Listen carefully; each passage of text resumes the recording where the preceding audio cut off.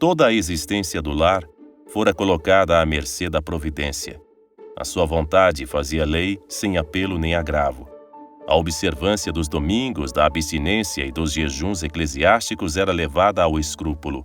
Não só conservavam o armazém irrevogavelmente fechado, coisa insólita nessa época em que o código era mudo sobre a matéria, mas, a não ser em caso de força maior, privavam-se de qualquer compra ou viagem no dia do Senhor. As criadas habituaram-se a comprar de véspera as provisões necessárias, incluindo o pão e o leite. Daí que as crianças, durante a festa da cidade, sofressem o suplício de Tântalo, contemplando, com olhos de cobiça, as vitrines sedutoras, para elas inacessíveis. Paciência. O pai dava o exemplo. Tentado numa barraca de feira por uma pedra de afiar, limitou-se a dizer ao dono: "Conte com a venda de uma pedra igual a essa para mim. Venho cá amanhã, porque ao domingo não compro nada." A mãe via nisto o penhor das graças divinas. Uma carta para os parentes de Lisieux, que atravessavam um período de pouca sorte nos negócios, manifestava-lhes a esperança de os ver restabelecidos sem demora. O que me dá esta confiança, que nada pode alterar, é ver sobretudo a maneira edificante como santificam o domingo. Todos os fiéis observantes do dia do Senhor, perfeitos ou imperfeitos, alcançam êxitos nas empresas e, finalmente, por um modo ou por outro, enriquecem. Tenho esta convicção tão arraigada que digo muitas vezes às pequenas: "Vosso tio há de ser rico mais tarde." E elas respondem-me: "Sabe lá, mamãe?" Eu digo-lhes que sei e elas ficam admiradas. A Maria responde-me: "Então a mamãe é profetisa." Enfim, o futuro nos dirá se me enganei, mas não creio. O futuro confirmou esta previsão por meio de uma herança que colocou o Sr. Guerin inesperadamente diante de uma situação brilhante. A Sra. Martin, por seu lado, confessava com encantadora humildade que neste capítulo era menos severa que o marido. Quando tenho necessidade, por exemplo, de um pãozinho para as pequeninas, mando-o comprar. Muitas vezes admiro os escrúpulos do Luiz e digo para comigo: aqui está o homem que nunca tentou fazer fortuna. A abastança de que ele goza não se pode atribuir senão a uma bênção especial, fruto da sua fiel observância do domingo. Ainda mais meritório era o inviolável respeito da abstinência e dos jejuns da igreja. O pai, sobre este ponto, era severíssimo consigo. Deixava que os convidados fizessem honra à sua mesa, mas, para si, contentava-se com uma leve refeição. Para a dona da casa, era isto muito pouco prático. Por isso é que ela empregava toda a sua diplomacia epistolar no sentido de conseguir que as visitas escolhessem dias isentos de restrições. Ainda que a sua compleição fosse delicada, também ela manifestava uma intransigência quase feroz a respeito das prescrições da igreja. "Estamos em pleno tempo de penitência", escrevia no decorrer da quaresma de 1875. "Felizmente isto dura pouco. É que sofro tanto com o jejum e a abstinência. Ele não é lá uma grande mortificação, mas sinto-me tão fraca do estômago e, sobretudo, tão covarde, que a dar ouvidos à natureza não a fazia com certeza. É verdade que para alimentar a coragem há 3 sermões cotidianos de 2 missionários, mas, acrescentava ela com um desembaraço picante, pregam um pior que o outro, o que representa ainda mais uma penitência." No ano seguinte, o conforto moral era mais eficaz, mas as forças físicas declinavam. "Até breve, minha querida Paulina, até muito breve.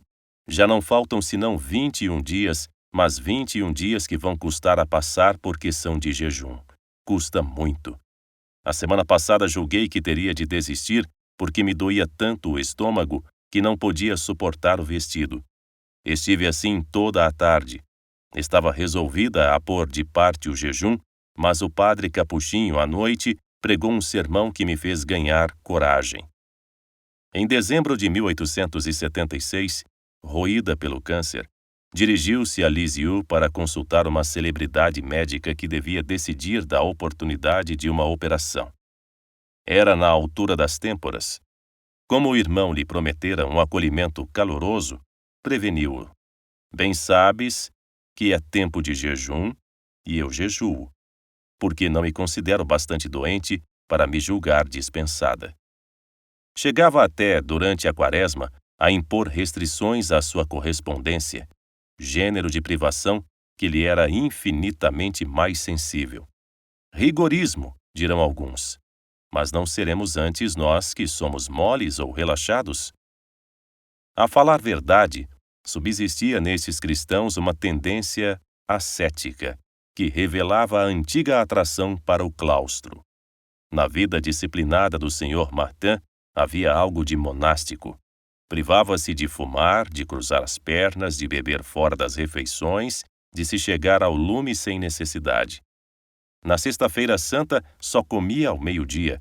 Nos dias de jejum, quando andava a trabalhar no jardim e as filhas lhe levavam algum refresco, para o fazerem aceitar esse alívio, tinham de lhe afirmar que o tomar líquidos não estava proibido pela lei. Era com a maior das consolações que se enterrava durante 3 dias em retiro fechado na grande trapa de Mortagne. A senhora Martin, então, acrescentava ao cilício dos deveres de Estado voluntárias mortificações. Ao voltar da missa cotidiana, conta a Celina, eu reparava que ela, servindo aos outros um bom almoço, se contentava com uma sopa comida às pressas e às escondidas.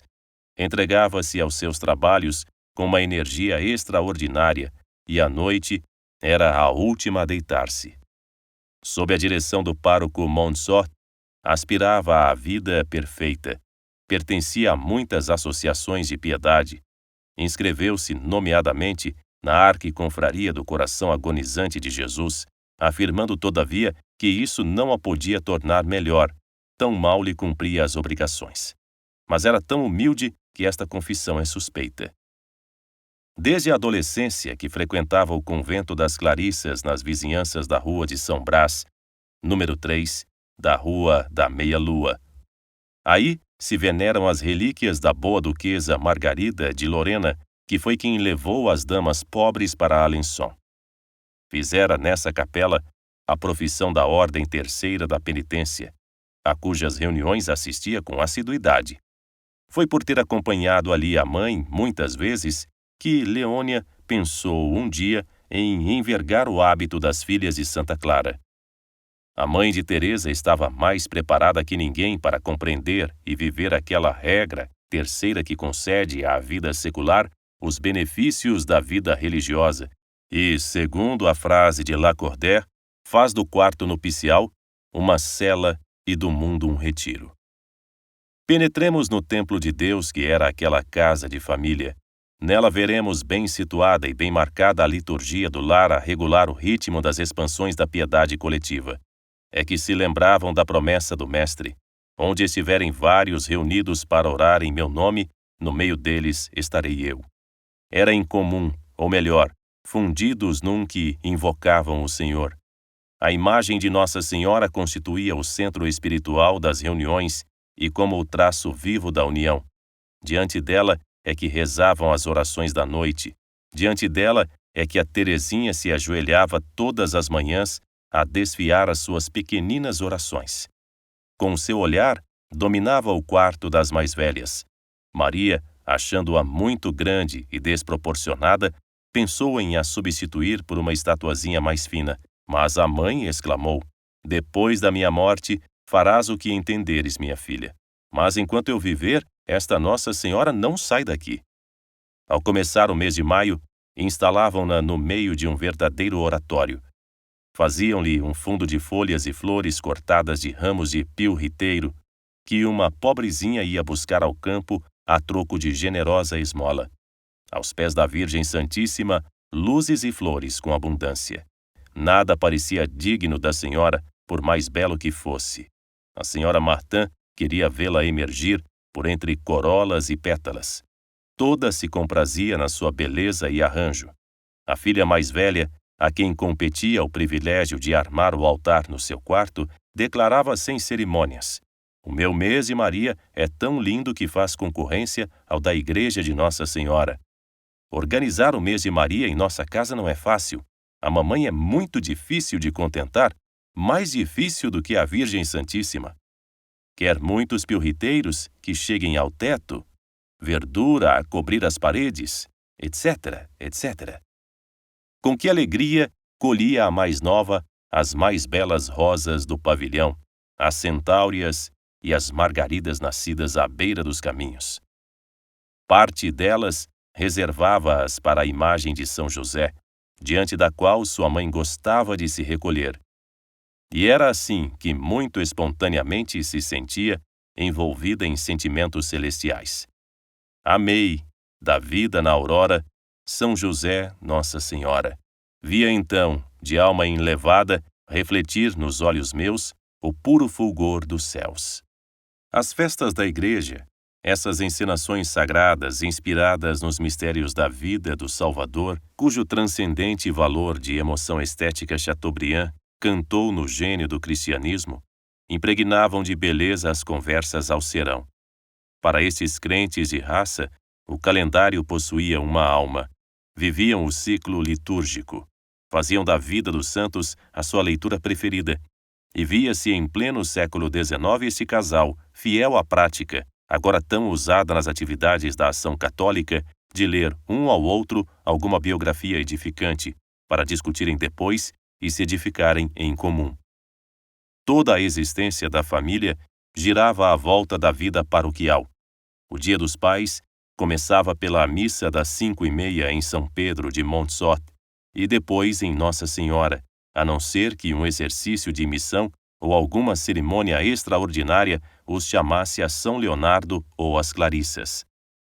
Por muito tarde que se tivessem deitado, por muito dura que fosse a quaresma, e a mãe confessava que lhe custava muitas vezes, levantavam-se às 5h. Os vizinhos, ao ouvirem na rua silenciosa o primeiro ruído de uma porta a bater, diziam: "São os santos dos esposos Martin que vão para a igreja. Ainda temos tempo de dormir." Segundo as circunstâncias, comungavam uma ou mais vezes por semana e todas as primeiras sextas-feiras do mês. O senhor Martin fazia parte da Confraria do Santíssimo Sacramento. No quarto dele, um quadro que muito estimava representava o Et Homo. O receber a Nosso Senhor no Santíssimo Sacramento, a contemplação de Nosso Senhor sofrendo, ajudam-no a fazer do trabalho uma oblação e das provas um sacrifício. Ao domingo toda a família ia à missa solene, às vésperas e em tempo de missão ou de pregação, ao ofício da noite. Os fiéis relaxados, se é possível agrupar estas duas palavras, talvez se sintam inclinados a considerar tais hábitos como próprios e beatos. Um regime desses não deveria transparecer aborrecimento e inspirar horror pela devoção? Os pais de Teresa, se voltassem a este mundo, responderiam de certo que, afinal de contas, essas devoções valiam bem a assistência obrigatória ao cinema ou à audição de rádio pela noite adiante, e que nem por isso se passava pior com elas. Se não conheciam as cançonetas frívolas, apreciavam a música religiosa, a verdadeira, que fala ao coração e inclina a orar. Quanto à boa música profana, apreciavam-na no seu lugar, mas protestavam contra a sua intromissão no santuário. A senhora Martin escrevia a propósito de um mês de Maria floreado com variações polifônicas de gosto duvidoso. No fundo, esta cerimônia não é muito do meu gosto. Ouvem-se cânticos impossíveis, gorjeios sem sentido. Poderíamos imaginar-nos num café-concerto, o que me aborrece muito. Antes, era tudo muito mais piedoso, mas então parece que estamos em pleno progresso.